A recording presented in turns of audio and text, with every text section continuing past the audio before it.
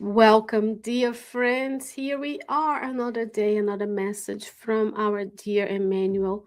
Today's message comes to you and I from the book Peace by Emmanuel. This is chapter 11, and it's titled Free to Help. As we are preparing to celebrate the new year, let's make a list of accomplishments, right? A to-do list, New Year wishes and plans. Let's see what Emmanuel has to offer. Maybe we can add some of those to our lists as well. He says, considering the degrees of evolutionary values, we find within Christianity several factors of spiritual freedom. We refer to freedom from ignorance, or the movement from the shadows of the spirit into the light of knowledge. Freedom to trust in divine providence, freedom to pray correctly, freedom to elaborate in activities of good towards one's neighbor, and freedom to examine revelations of a religious nature in order to interpret them according to the enlightenment of thought towards higher life. So here we have quite a few New Year's resolutions.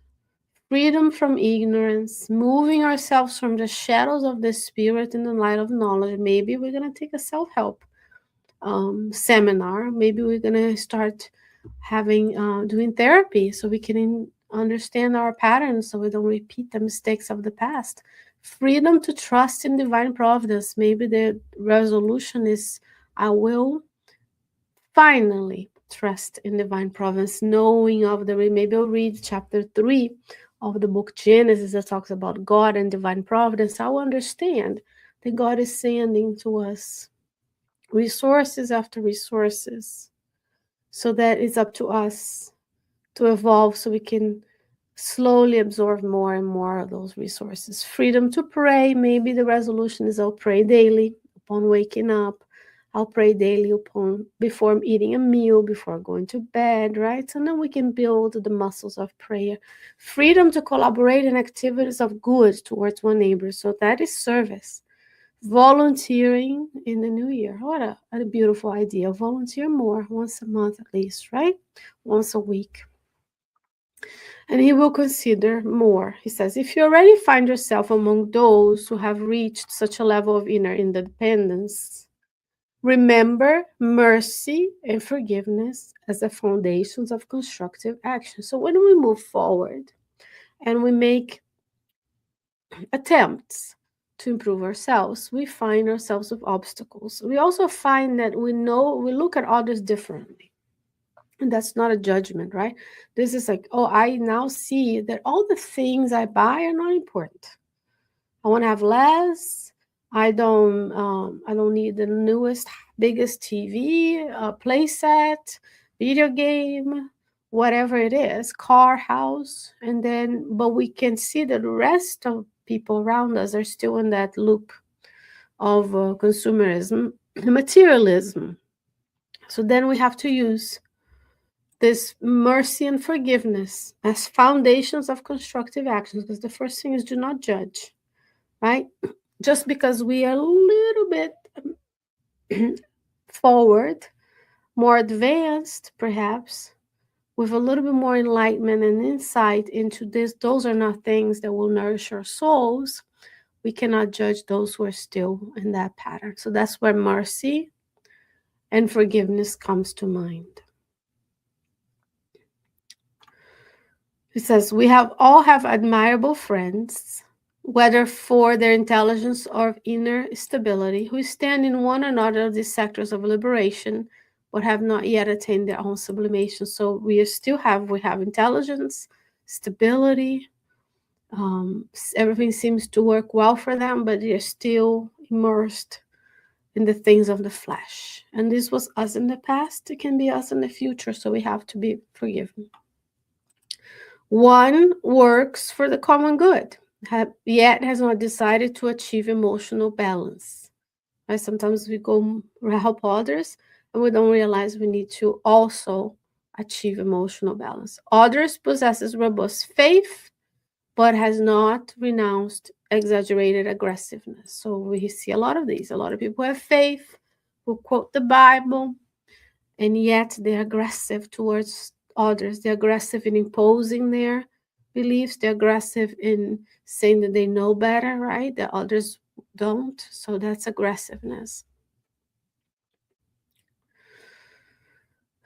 Says another reviews greatness in personal attitudes, yet remains enslaved to the webs of excessive attachment to the transient possibilities of the material world. So those are the ones who achieve power, who achieve wealth, still attached to it instead of using that to serve. Because when we are given much, much will be asked of us. Right? We can have greatness in personal attitudes, we can do things, we can get things. And then when we hoard the resources for ourselves. Still, other carries the brilliance of fluent speech, yet lingers in the shadows of destructive criticisms. Right? Some people can talk a good talk, but then what they do is send darts to hurt others.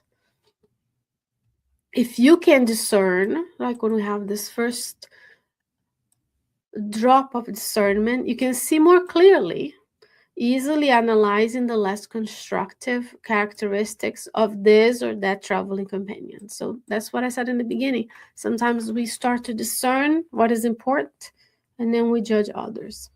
Let us consider, however, that in order to correct the maladjustments within the machinery of our mutual relationships, the Lord grants us the blessing of compassion.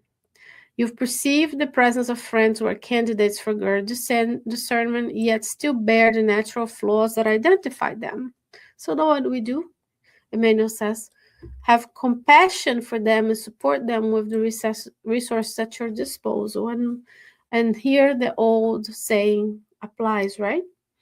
More is caught than taught. So when we do things that are coherent with the values of Christ, then others watch and we are model for them. We can be a model of good or a model of a less good, right? Not ideal model, but we are model to someone. So we need, if we use our resources to support folks, they will see and they will follow. Nobody conquers the crown of personal improvement in just one day. That's why we have this lifetime, a period in between, another lifetime, a period in between, another lifetime. So we are so blessed with the mercy of God that God grants us another lifetime. And each lifetime we should improve. So today you should be better than yesterday, than you were a year ago, 5 years ago, 10 years ago. There's no pride in saying I stayed the same. You want to be different. You want your friends from high school not to recognize you because you became better, you became more understanding, because you've helped others, because you've grown emotionally, right? Nobody conquers personal improvement in one day, but every day we need to make an effort to move forward. The Lord, who allows us to study in order to know, and that's what we're doing, certainly expect us to be attentive to the exercise of understanding, and concludes likewise that if we have reached the condition of souls free to know more, we are also in the condition of his cooperators. And what do cooperators of God do? They're enabled to analyze and serve, understand, and assist. So today, as we nourish ourselves, so as we know that man doesn't live of bread alone, that we are here studying together, part of this community of Spiritists, welcome. We love to have you here. And see yourself as a co-creator in God. As God's cooperators, we are here to serve, we are here to understand, and we are here to assist others in their ascension towards God. In this way, we all move towards being better humans in this lifetime. Dear friends, what a blessing to be with you. I wish you well. Please write to us, like this video, share, subscribe, be part of this so that we can share more and more content that will help us each and every day in this lifetime to be better. God willing, I'll be back with you soon with another message from our Learning with Emmanuel series. Take care, friends. Bye-bye.